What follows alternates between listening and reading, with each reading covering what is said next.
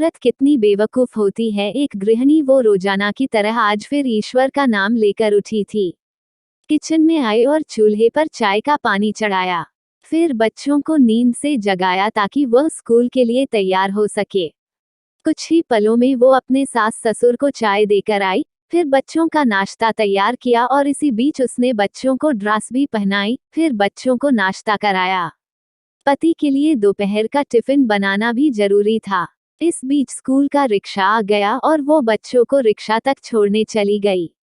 वापस आकर पति का टिफिन बनाया और फिर मेज से झूठे बर्तन इकट्ठा किए। इस बीच पति देव की आवाज आई कि मेरे कपड़े निकाल दो। उनको ऑफिस जाने के लिए कपड़े निकाल कर दिए। अभी पति के लिए उनकी पसंद का नाश्ता तैयार करके टेबल पर लगाया ही था कि छोटी नंद आई और यह कहकर गई कि भाभी आज मुझे भी कॉलेज जल्दी जाना है, मेरा भी नाश्ता लगा देना। तभी देवर की भी आवाज आई कि भाभी नाश्ता तैयार हो गया क्या, अभी लीजिए नाश्ता तैयार है। पति और देवर ने नाश्ता किया और अखबार पढ़कर अपने अपने ऑफिस के लिए निकल चले। उसने मेज से खाली बर्तन समेटे और सास ससुर के लिए उनका परहेज का नाश्ता तैयार करने लगी। दोनों को नाश्ता कराने के बाद फिर बर्तन इकट्ठे किए और उनको भी किचन में लाकर धोने लगी। इस बीच सफाई वाली भी आ गई। उसने बर्तन का काम सफाई वाली को सौंपकर खुद बेड की चादरें वगैरह इकट्ठा करने पहुंच गई और फिर सफाई वाली के साथ मिलकर सफाई में जुट गई। अब तक 11 बजे बज चुके थे। अभी वो पूरी तरह काम समेट भी ना पाई थी कि काल बेल बजी। दरवाजा खोलो तो सामने बड़ी नंद और उसके पति व बच्चे सामने खड़े थे। उसने खुशी खुशी सभी को आदर के साथ घर में बुलाया और उनसे बातें करते करते उनमें आने से खुशी हुई का इजहार करती रही। नंद की फरमाइश के मुताबिक नाश्ता तैयार करने के बाद अभी वो नंद के पास बैठी ही थी कि सांस की आवाज आ दी। बहू खाने का क्या प्रोग्राम है? उसने घड़ी पर नजर डाली तो 12 बजे बज रहे थे।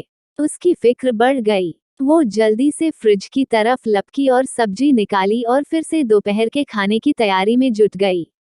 खाना बनाते बनाते अब दोपहर का 2 बजे बज चुके थे। बच्चे स्कूल से आने वाले थे। लो बच्चे आ गए। उसे जल्दी जल्दी बच्चों को ड्रेस उतारी और उनका मुंह हाथ धुलवाकर उनको खाना खिलाया। रोटी बनाने में लग गई।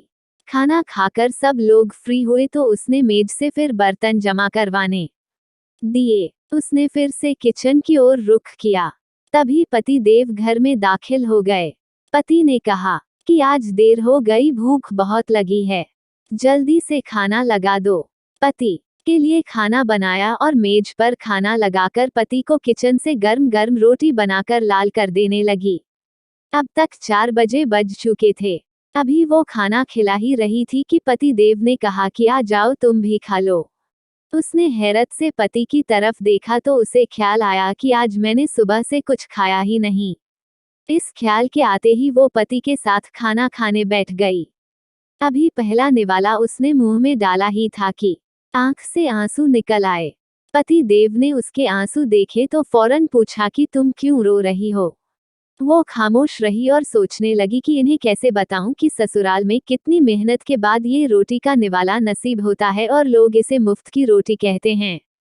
आप इसे शेयर नहीं करेंगे। अगर आपको भी लगता है कि गृहिणी मुफ्त की रोटियां तोड़ती है तो दोस्तों, कैसी लगी आपको हमारी यह कहानी पसंद आए तो वीडियो को लाइक शेयर चैनल को सब्सक्राइब जरूर कीजिए।